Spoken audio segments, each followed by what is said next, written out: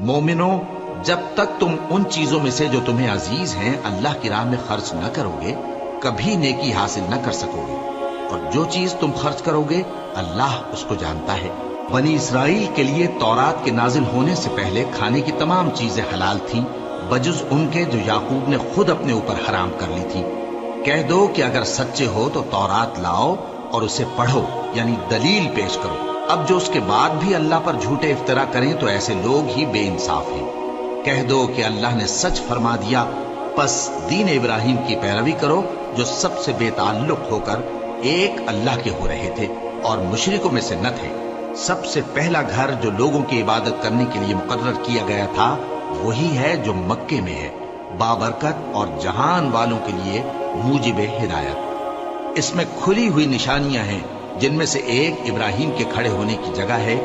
جو شخص اس مبارک گھر میں داخل ہوا اس نے امن پا لیا، اور لوگوں پر اللہ کا حق یعنی فرض ہے کہ جو اس گھر تک جانے کا مقدور رکھے وہ اس کا حج کرے، اور جو اس حکم کی تعمیل نہ کرے گا تو اللہ بھی اہل عالم سے بے نیاز ہے۔ کہو کہ اے اہل کتاب، تم اللہ کی آیتوں سے کیوں کفر کرتے ہو جبکہ اللہ تمہارے سب اعمال سے باخبر ہے؟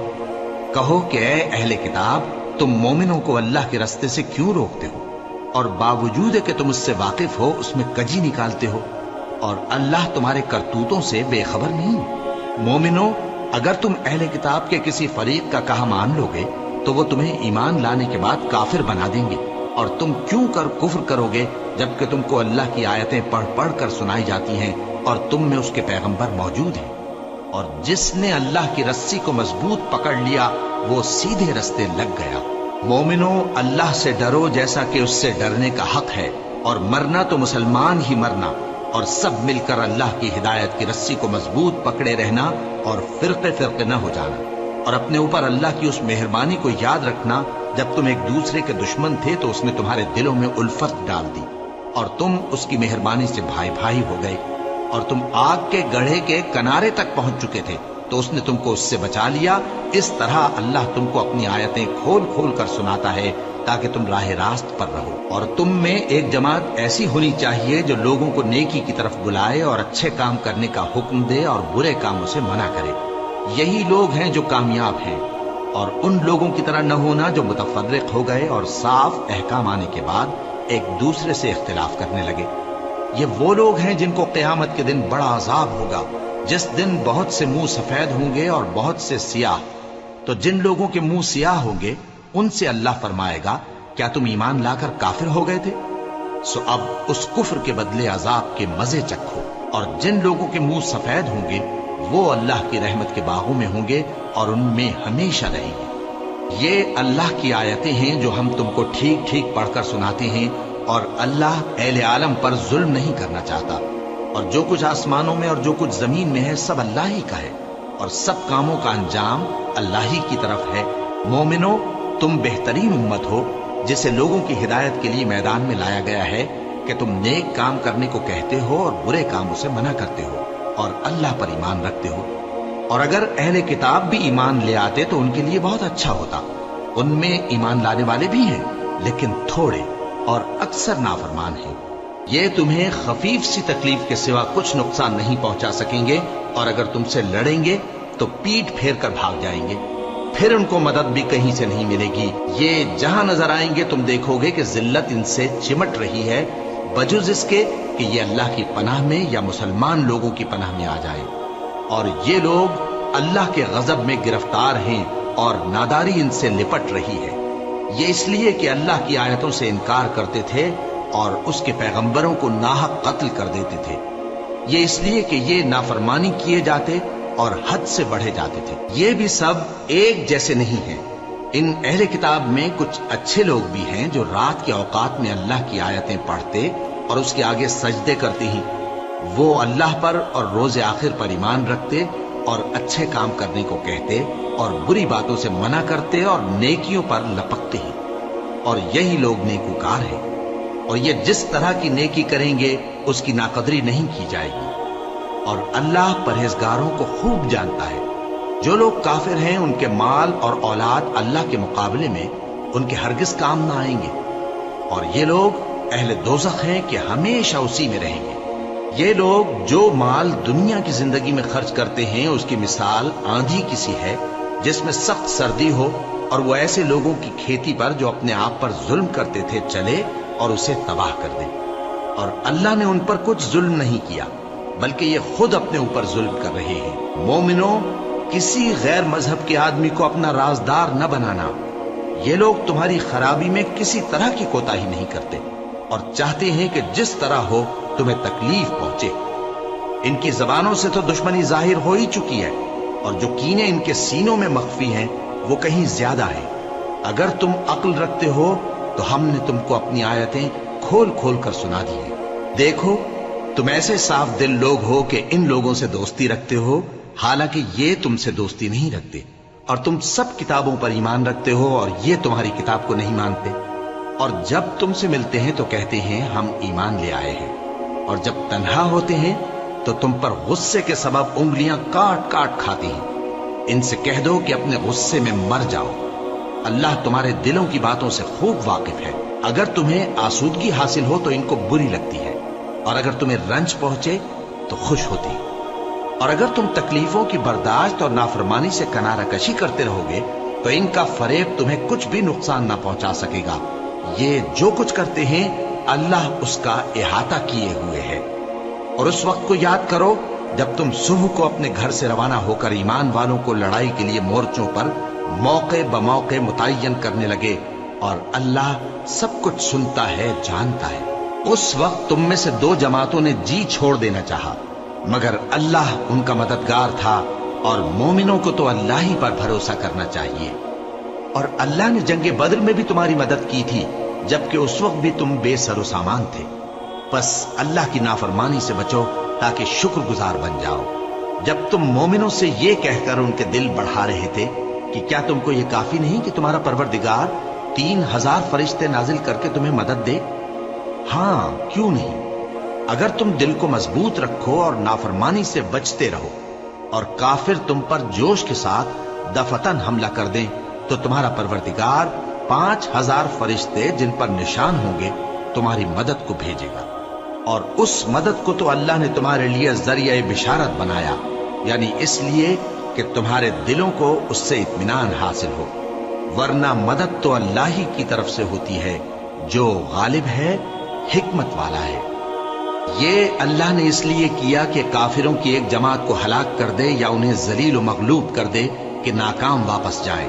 اے پیغمبر، اس کام میں تمہارا کچھ اختیار نہیں۔ اب دو صورتیں ہیں، یا اللہ ان کے حال پر مہربانی کرے یا انہیں عذاب دے کہ یہ ظالم لوگ ہیں، اور جو کچھ آسمانوں میں ہے اور جو کچھ زمین میں ہے سب اللہ ہی کا ہے، وہ جسے چاہے بخش دے اور جسے چاہے عذاب کرے، اور اللہ بخشنے والا مہربان ہے۔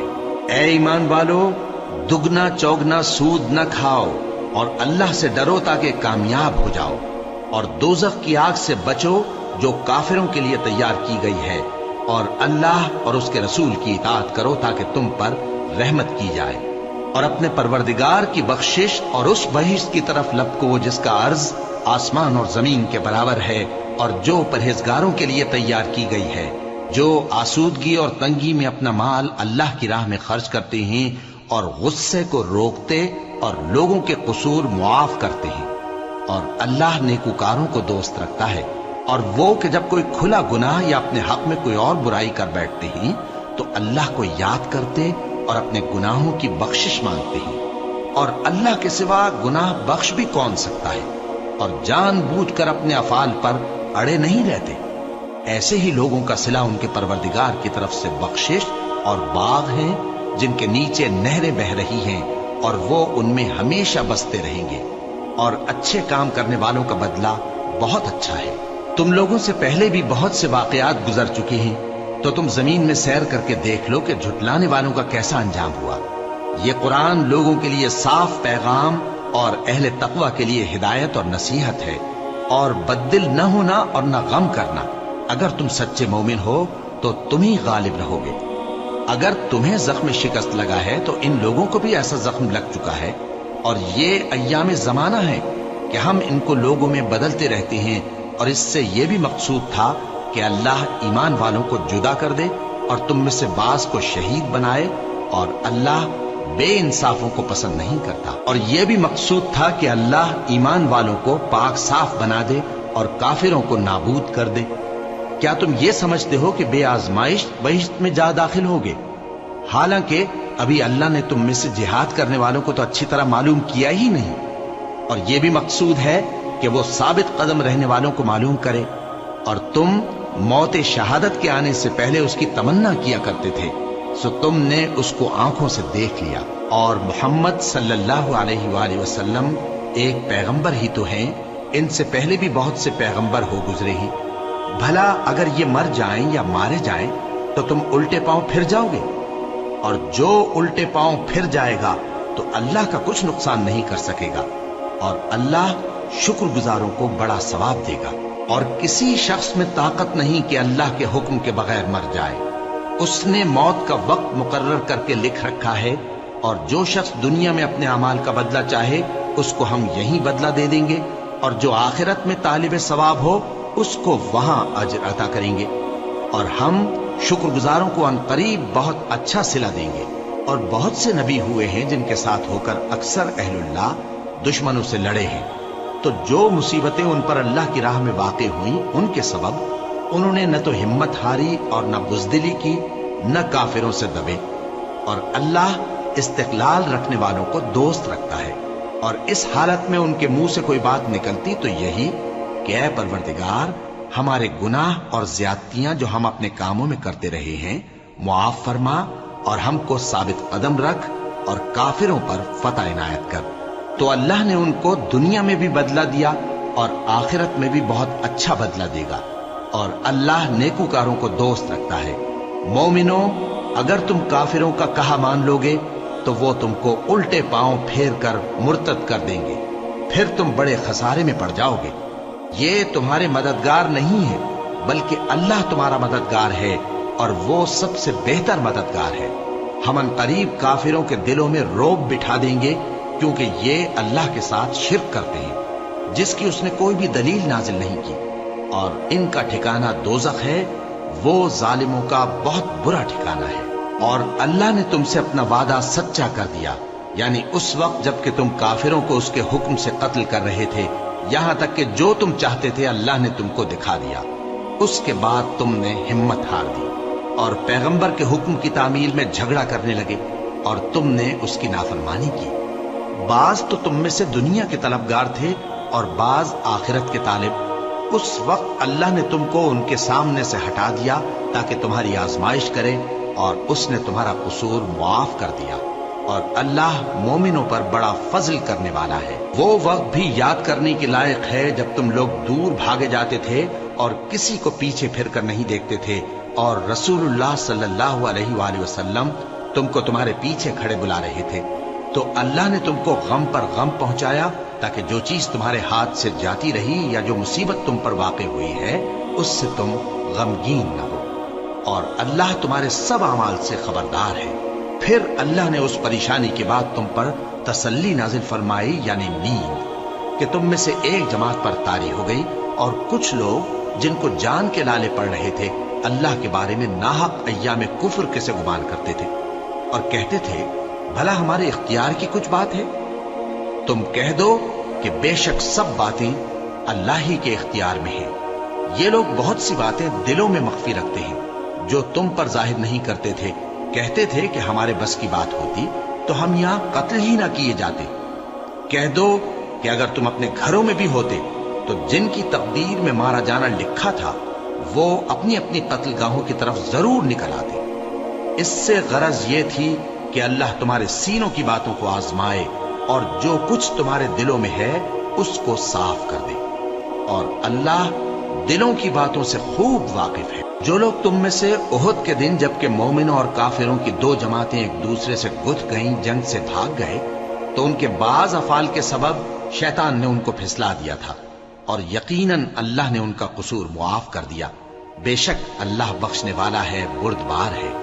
مومنوں، ان لوگوں جیسے نہ ہونا جو کفر کرتے ہیں، اور ان کے مسلمان بھائی جب اللہ کی راہ میں سفر کریں اور مر جائیں یا جہاد کو نکلیں اور مارے جائیں تو ان کی نسبت کہتے ہیں کہ اگر وہ ہمارے پاس رہتے تو نہ مرتے اور نہ مارے جاتے، یہ اس لیے کہ اللہ ان لوگوں کے دلوں میں افسوس پیدا کر دے، اور زندگی اور موت تو اللہ ہی دیتا ہے، اور اللہ تمہارے سب کاموں کو دیکھ رہا ہے۔ اور اگر تم اللہ کے راستے میں مارے جاؤ یا مر جاؤ تو جو مال و متاع لوگ جمع کرتے ہیں اس سے اللہ کی بخشش اور رحمت کہیں بہتر ہے، اور اگر تم مر جاؤ یا مارے جاؤ تو اللہ کے حضور میں ضرور اکٹھے کیے جاؤ گے۔ پھر اے نبی، اللہ کی مہربانی سے تم ان لوگوں کے لیے نرم مزاج واقع ہوئے ہو، اور اگر تم بدخو اور سخت دل ہوتے تو یہ تمہارے پاس سے بھاگ کھڑے ہوتے، سو ان کو معاف کر دو اور ان کے لیے اللہ سے مغفرت مانگو، اور اپنے کاموں میں ان سے مشورت لیا کرو، اور جب کسی کام کا پختہ ارادہ کر لو تو اللہ پر بھروسہ رکھو، بے شک اللہ بھروسہ رکھنے والوں کو دوست رکھتا ہے۔ اگر اللہ تمہارا مددگار ہے تو تم پر کوئی غالب نہیں آ سکتا، اور اگر وہ تمہیں چھوڑ دے تو پھر کون ہے اس کے بعد تمہاری مدد کرے۔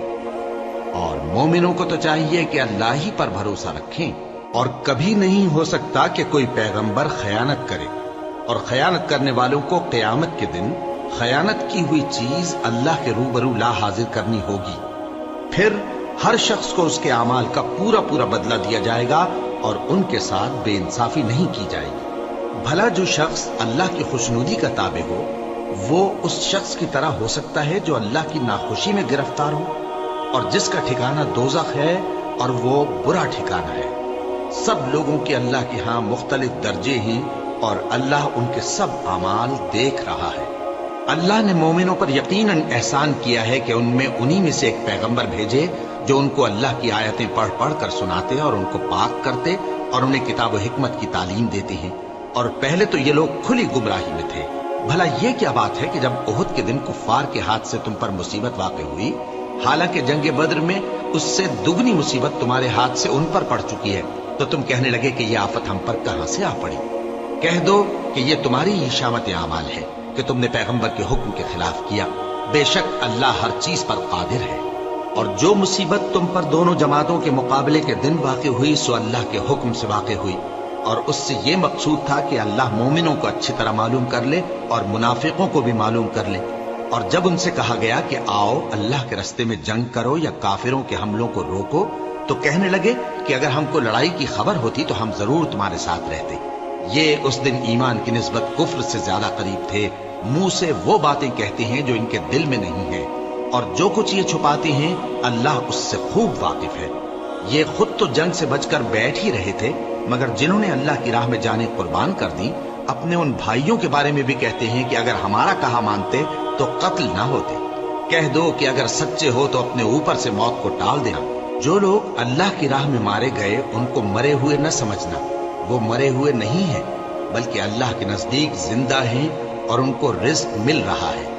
جو کچھ اللہ نے ان کو اپنے فضل سے بخش رکھا ہے اس میں خوش ہیں، اور جو لوگ ان کے پیچھے رہ گئے اور شہید ہو کر ان میں شامل نہیں ہو سکے ان کی نسبت خوشیاں منا رہے ہیں کہ قیامت کے دن ان کو بھی نہ کچھ خوف ہوگا اور نہ وہ غمناک ہوں گے، اور اللہ کے انعامات اور فضل سے خوش ہو رہے ہیں، اور اس سے کہ اللہ مومنوں کا اجر ضائع نہیں کرتا۔ جنہوں نے باوجود زخم کھانے کے اللہ اور رسول کے حکم کو قبول کیا، جو لوگ ان میں نیکوکار اور پرہیزگار ہیں ان کے لیے بڑا ثواب ہے۔ جب ان سے لوگوں نے آ کر بیان کیا کہ کفار نے تمہارے مقابلے کے لیے لشکر کثیر جمع کیا ہے تو ان سے ڈرو، تو ان کا ایمان اور زیادہ ہو گیا، اور کہنے لگے ہم کو اللہ کافی ہے اور وہ بہت اچھا کارساز ہے۔ پھر وہ اللہ کی نعمتوں اور اس کے فضل کے ساتھ خوش و خرم واپس آئے، ان کو کسی طرح کا ضرر نہ پہنچا، اور وہ اللہ کی خوشنودی کے تابع رہے، اور اللہ بڑے فضل کا مالک ہے۔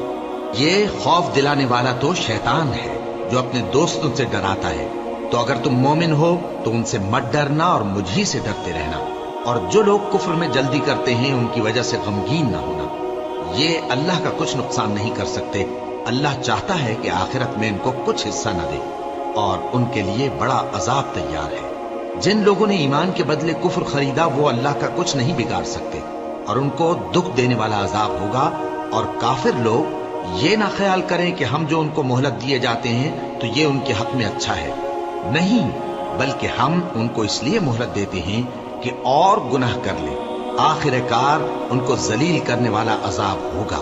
لوگو، جب تک اللہ ناپاک کو پاک سے الگ نہ کر دے گا، مومنوں کو اس حال میں جس میں تم ہو ہرگز نہیں رہنے دے گا، اور اللہ تم کو غیب کی باتوں سے بھی مطلع نہیں کرے گا۔ البتہ اللہ اپنے پیغمبروں میں سے جسے چاہتا ہے منتخب کر لیتا ہے۔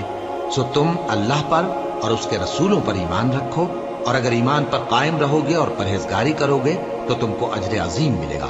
جو لوگ مال میں جو اللہ نے اپنے فضل سے ان کو عطا فرمایا ہے بخل کرتے ہیں، وہ اس بخل کو اپنے حق میں اچھا نہ سمجھیں، وہ اچھا نہیں بلکہ ان کے لیے برا ہے۔ وہ جس مال میں بخل کرتے ہیں قیامت کے دن اس کا طوق بنا کر ان کی گردنوں میں ڈالا جائے گا، اور آسمانوں اور زمین کا وارث اللہ ہی ہے، اور جو عمل تم کرتے ہو اللہ کو معلوم ہے۔ اللہ نے ان لوگوں کا قول سن لیا ہے جو کہتے ہیں کہ اللہ فقیر ہے اور ہم مالدار ہیں۔ یہ جو کچھ کہتے ہیں ہم اس کو لکھ لیں گے، اور پیغمبروں کو جو یہ ناحق قتل کرتے رہے ہیں اس کو بھی قلم بند کر رکھیں گے، اور قیامت کے روز کہیں گے کہ سخت جلن والی آگ کے عذاب کے مزے چکھتے رہو۔ یہ ان کاموں کی سزا ہے جو تمہارے ہاتھ آگے بھیجتے رہے ہیں، اور اللہ تو بندوں پر مطلق ظلم نہیں کرتا۔ جو لوگ کہتے ہیں کہ اللہ نے ہمیں حکم بھیجا کہ جب تک کوئی پیغمبر ہمارے پاس ایسی نیاز لے کر نہ آئے جس کو آگ آ کر کھا جائے، تب تک ہم اس پر ایمان نہ لائیں گے۔ اے پیغمبر، ان سے کہہ دو کہ مجھ سے پہلے کئی پیغمبر تمہارے پاس کھلی ہوئی نشانیاں لے کر آئے، اور وہ معجزہ بھی لائے جو تم کہتے ہو، تو اگر سچے ہو تو تم نے ان کو کیوں قتل کیا؟ پھر اگر یہ لوگ تم کو جھٹلا رہے ہیں تو تم سے پہلے بہت سے پیغمبر کھلی ہوئی نشانیاں اور صحیفے اور روشن کتابیں لے کر آ چکے ہیں کہ ان کو بھی جھٹلایا گیا تھا۔ ہر شخص کو موت کا مزہ چکھنا ہے، اور تم کو قیامت کے دن تمہارے اعمال کا پورا پورا بدلہ دیا جائے گا۔ تو جو شخص دوزخ سے دور رکھا گیا اور بہشت میں داخل کیا گیا وہ مراد کو پہنچ گیا، اور دنیا کی زندگی تو دھوکے کا سامان ہے۔ اے اہل ایمان، تمہارے مال و جان میں تمہاری آزمائش ضرور کی جائے گی، اور تم اہل کتاب سے اور ان لوگوں سے جو مشرک ہیں بہت سی ایذا کی باتیں سنو گے، تو اگر صبر اور پرہیزگاری کرتے رہو گے تو یہ بڑی ہمت کے کام ہے۔ اور جب اللہ نے ان لوگوں سے جن کو کتاب عنایت کی گئی تھی اقرار لیا کہ اس میں جو کچھ لکھا ہے اسے لوگوں سے صاف صاف بیان کرتے رہنا اور اس کی کسی بات کو نہ چھپانا، تو انہوں نے اس کو پس پشت پھینک دیا اور اس کے بدلے تھوڑی سی قیمت حاصل کی۔ یہ جو کچھ حاصل کرتے ہیں برا ہے۔ جو لوگ اپنے کیے ہوئے کاموں سے خوش ہوتے ہیں اور وہ کام جو کرتے نہیں ان کے لیے چاہتے ہیں کہ ان کی تعریف کی جائے، ان کی نسبت خیال نہ کرنا کہ وہ عذاب سے چھٹکارا پائیں گے، اور انہیں درد دینے والا عذاب ہوگا۔ اور آسمانوں اور زمین کی بادشاہی اللہ ہی کو ہے، اور اللہ ہر چیز پر قادر ہے۔ بے شک آسمانوں اور زمین کی پیدائش اور رات اور دن کے بدل بدل کر آنے جانے میں عقل والوں کے لیے نشانیاں ہیں، جو کھڑے اور بیٹھے اور لیٹے ہر حال میں اللہ کو یاد کرتے اور آسمان اور زمین کی پیدائش میں غور کرتے اور کہتے ہیں کہ اے پروردگار، تو نے اس کائنات کو بے فائدہ نہیں پیدا کیا، تو پاک ہے، تو قیامت کے دن ہمیں دوزخ کے عذاب سے بچائیو۔ اے پروردگار، جس کو تو نے دوزخ میں ڈالا اسے رسوا کیا، اور ظالموں کا کوئی مددگار نہیں ہوگا۔ اے پروردگار، ہم نے ایک پکارنے والے کو سنا کہ ایمان کے لیے پکار رہا تھا کہ اپنے پروردگار پر ایمان لاؤ، تو ہم ایمان لے آئے۔ سو اے پروردگار، ہمارے گناہ معاف فرما اور ہماری برائیوں کو ہم سے دور کر دے، اور ہم کو دنیا سے نیک بندوں کے ساتھ اٹھائیو۔ اے پروردگار، تو نے جن جن چیزوں کے ہم سے اپنے پیغمبروں کے واسطے سے وعدے کیے ہیں وہ ہمیں عطا فرما، اور قیامت کے دن ہمیں رسوا نہ کیجیو۔ کچھ شک نہیں کہ تو خلاف وعدہ نہیں کرے گا۔ تو ان کے پروردگار نے ان کی دعا قبول کر لی اور فرمایا کہ میں کسی عمل کرنے والے کے عمل کو مرد ہو یا عورت ضائع نہیں کرتا۔ تم ایک دوسرے کے ہم جنس ہو، تو جو لوگ میرے لیے وطن چھوڑ گئے اور اپنے گھروں سے نکالے گئے اور ستائے گئے اور لڑے اور قتل کیے گئے، میں ان کے گناہ دور کر دوں گا اور ان کو بہشتوں میں داخل کروں گا جن کے نیچے نہریں بہ رہی ہیں۔ یہ اللہ کے ہاں سے بدلہ ہے، اور اللہ کے ہاں اچھا بدلہ ہے۔ اے پیغمبر، کافروں کا شہروں میں ٹھاٹھ سے گھومنا تمہیں دھوکہ نہ دے۔ یہ دنیا کا تھوڑا سا فائدہ ہے، پھر آخرت میں تو ان کا ٹھکانہ دوزخ ہے، اور وہ بری جگہ ہے۔ لیکن جو لوگ اپنے پروردگار سے ڈرتے رہے ان کے لیے باغ ہیں جن کے نیچے نہریں بہہ رہی ہیں اور وہ ان میں ہمیشہ رہیں گے. یہ اللہ کے ہاں سے ان کی مہمانی ہے، اور جو کچھ اللہ کے ہاں ہے وہ نیکوکاروں کے لیے بہت اچھا ہے. اور بعض اہل کتاب ایسے بھی ہیں جو اللہ پر اور اس کتاب پر جو تم پر نازل ہوئی اور اس پر جو ان پر نازل ہوئی ایمان رکھتے ہیں اور اللہ کے آگے عاجزی کرتے ہیں اور اللہ کی آیتوں کے بدلے تھوڑی سی قیمت نہیں لیتے. یہی لوگ ہیں جن کا صلہ ان کے پروردگار کے ہاں تیار ہے، اور اللہ جلد حساب لینے والا ہے. اے اہل ایمان، کفار کے مقابلے میں ثابت قدم رہو اور استقامت رکھو اور مورچوں پر جمے رہو اور اللہ سے ڈرو تاکہ مراد حاصل کرو. شروع اللہ کا نام لے کر جو بڑا مہربان نہایت رحم والا ہے. لوگوں، اپنے پروردگار سے ڈرو جس نے تم کو ایک شخص سے پیدا کیا، یعنی اول اس سے اس کا جوڑا بنایا، پھر ان دونوں سے کثرت سے مرد و عورت پیدا کر کے روئے زمین پر پھیلا دیے. اور اللہ سے ڈرو جس کے واسطے سے تم ایک دوسرے سے حقوق کا مطالبہ کرتے ہو، اور قطع رحمی سے بچو. کچھ شک نہیں کہ اللہ تمہیں دیکھ رہا ہے. اور یتیموں کا مال جو تمہاری تحویل میں ہو ان کے حوالے کر دو، اور ان کے پاکیزہ اور عمدہ مال کو اپنے ناقص اور برے مال سے نہ بدلو، اور نہ ان کا مال اپنے مال میں ملا کر کھاؤ کہ یہ بڑا سخت گناہ ہے. اور اگر تم کو اس بات کا خوف ہو کہ یتیم لڑکیوں کے بارے میں انصاف نہ کر سکو گے تو ان کے سوا جو عورتیں تم کو پسند ہوں، 2 یا 3 یا 4 ان سے نکاح کر لو. اور اگر اس بات کا اندیشہ ہو کہ کئی عورتوں سے انصاف نہ کر سکو گے تو ایک ہی عورت سے نکاح کرو یا باندی سے تعلق رکھو جس کے تم مالک ہو. اس طرح تم بے انصافی سے بچ جاؤ گے. اور عورتوں کو ان کے مہر خوشی سے دے دیا کرو. ہاں، اگر وہ اپنی خوشی سے اس میں سے کچھ تم کو چھوڑ دیں تو اسے مزے سے کھا لو. اور کم عقلوں کو ان کا مال جسے اللہ نے تم لوگوں کے لیے سبب معیشت بنایا ہے مت دو. ہاں، اس میں سے ان کو کھلاتے اور پہناتے رہو اور ان سے معقول بات کہتے رہو. اور یتیموں کو بالغ ہونے تک کام کاج میں مصروف رکھو اور جانچتے رہو. پھر بالغ ہونے پر اگر ان میں عقل کی پختگی دیکھو تو ان کا مال ان کے حوالے کر دو، اور اس خوف سے کہ وہ بڑے ہو جائیں گے، یعنی بڑے ہو کر تم سے اپنا مال واپس لے لیں گے، اس کو فضول خرچی اور جلدی میں نہ اڑا دینا. اور جو شخص آسودہ حال ہو اس کو ایسے مال سے قطعی طور پر پرہیز رکھنا چاہیے. اور جو ضرورت مند ہو وہ مناسب طور پر یعنی بقدر خدمت کچھ لے لے. اور جب ان کا مال ان کے حوالے کرنے لگو تو گواہ کر دیا کرو. اور حقیقت میں تو اللہ ہی گواہ اور حساب لینے والا کافی ہے. جو مال ماں باپ اور رشتہ دار چھوڑ مریں، تھوڑا ہو یا بہت، اس میں مردوں کا بھی حصہ ہے اور عورتوں کا بھی. یہ حصے اللہ کے مقرر کیے ہوئے ہیں. اور جب میراث کی تقسیم کے وقت غیر وارث رشتہ دار اور یتیم اور نادار لوگ آ جائیں تو ان کو بھی اس میں سے کچھ دے دو اور ان سے معقول بات کہو. اور ایسے لوگوں کو ڈرنا چاہیے جو ایسی حالت میں ہوں کہ اپنے بعد ننھے بچے چھوڑ جائیں اور ان کو ان کی نسبت خوف ہو کہ ہمارے مرنے کے بعد ان بیچاروں کا کیا ہوگا. پس چاہیے کہ یہ لوگ اللہ سے ڈریں اور درست بات کہیں. جو لوگ یتیموں کا مال ناجائز طور پر کھاتے ہیں وہ اپنے پیٹ میں آگ بھرتے ہیں اور ضرور دوزخ میں ڈالے جائیں گے.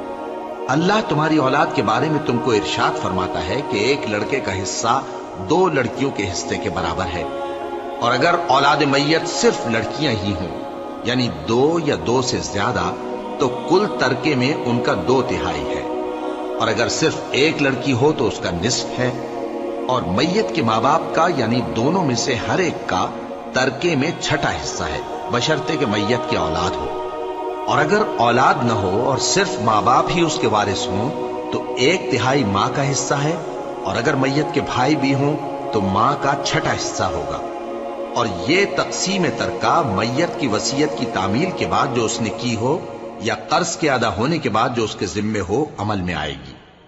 تم کو معلوم نہیں کہ تمہارے باپ دادوں اور بیٹوں اور پوتوں میں سے فائدے کے لحاظ سے کون تم سے زیادہ قریب ہے. یہ حصے اللہ کے مقرر کیے ہوئے ہیں اور اللہ سب کچھ جاننے والا ہے، حکمت والا ہے. اور جو مال تمہاری بیویاں چھوڑ مریں اگر ان کی اولاد نہ ہو تو اس میں سے نصف تمہارا ہے. پھر اگر ان کی اولاد ہو تو ترکے میں تمہارا حصہ 1/4 ہے.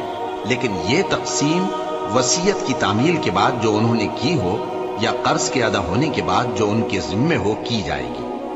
اور جو مال تم مرد چھوڑ مرو، اگر تمہاری اولاد نہ ہو تو تمہاری بیویوں کا اس میں چوتھا حصہ ہے، پھر اگر تمہاری اولاد ہو تو ان کا 8واں حصہ ہے۔